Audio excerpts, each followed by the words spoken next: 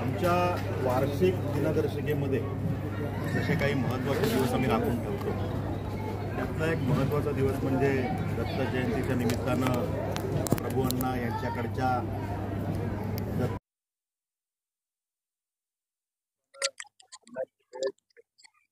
सगळ्या उपस्थितांची भेट संवाद हा नेहमीचा आमचा सगळा उपक्रम ठरलेला आहे।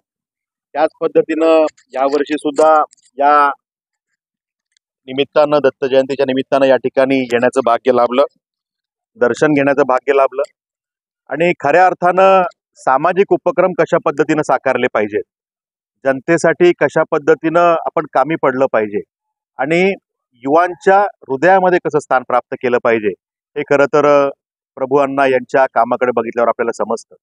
सातत्याने सामाजिक सेवेचा ध्यास उराशी बाळगून काम करणारं हे युवा नेतृत्व नेहमीच युवांना हवं असं वाटतं आणि त्यामुळे युवांच्या हृदयात त्यांनी स्थान प्राप्त केलेलं आहे। त्यामुळे आमचे सुद्धा जिव्हाळ्याचे संबंध या निमित्तानं तयार झाले। त्यामुळे दत्त जयंतीच्या या पावन पर्वाच्या निमित्तानं या ठिकाणी आलो, सगळ्यांना शुभेच्छा दिल्या। आपल्या या चॅनलच्या माध्यमातून सुद्धा सगळ्यांना आजच्या दत्त जयंतीच्या मनापासून शुभेच्छा। प्रभूअण्णा यांच्या उज्ज्वल भवितव्यासाठी, राजकीय वाटचालीसाठी त्यांना शुभेच्छा आणि प्रभुदास भोईर यांनी मागच्या कालावधीमध्ये जे काही चांगलं काम उभं केलं, पक्षा पलीकडे जाऊन, राजकारणा पलीकडे जाऊन संबंध कसे जपले पाहिजेत, हे त्यांनी नेहमीच एक आदर्श सगळ्यांना घालून दिलेला आहे।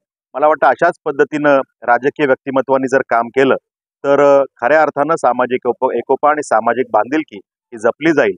सगळ्यांना या निमित्तानं खूप खूप शुभेच्छा। प्रभुदास भोईर आणि त्यांची सगळी टीम, सगळे आयोजक यांनाही खूप खूप शुभेच्छा।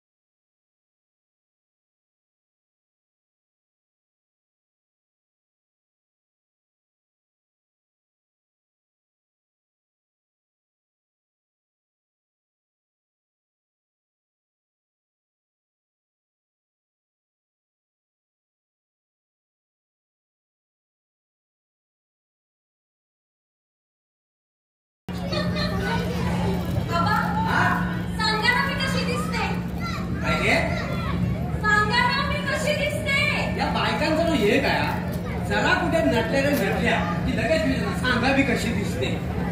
तुम्हाला तर माझं कौतुकच नाहीये. अरे कसलं कौतुक, आईच्या भावाचं कौतुक. अरे आता आपलं कौतुक 25 वर्षाचं झालंय आणि आता परत कौतुक करायची ताकद माझ्यात नाही. चावटपणा पुरे हो. सांगा ना कशी दिसते. तुला एकदम चवळीची शेण. Isha, so beautiful. Looking like a wow. तुला काय झालं? अहो तिला असं वाटलं तुम्ही तिला चवळीची शेण म्हणालात. आहेच ती चवळीची शेण, फक्त भिजत घातलेली. बघितली ही शेवंता किती वाजता कामावर आली. तुला सांगतो दिवसभर मोबाईलवर विळा बनत असते, घरातलं काम करते संपत. पण काही म्हणा कमळ न कमळ हे नेहमी चिखलातलं उगवतं. म्हणजे ती कमाल आणि मी चिखल. नाही तू चिखल नाही, तू सुगंध. तुला माहितीये तू कॉलेजच्या आवडता प्रवेश केलाच रे केला त्याचा सुगंध पसरायचा बोगऱ्याचा. तुम्हाला ना सुगंध कधी कळलाच नाही. मोगऱ्याचं नाही केवड्याचा परफ्यूम मारायचे. केवढ्याचा? अरे तरी तुला बघितल्या सगळे कॉलेज मध्ये नाक बघायला लागायचे.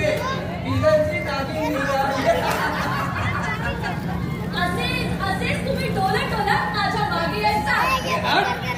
मी कधी डोलत तुझ्या मागे नाही आलो. उलट अख्खं केवढ्याचं झाड मी माझ्या घरात घेऊन आलो. मला वाटेल तेव्हा सुगंध. चेष्टा करू नका. चेष्टाच करता.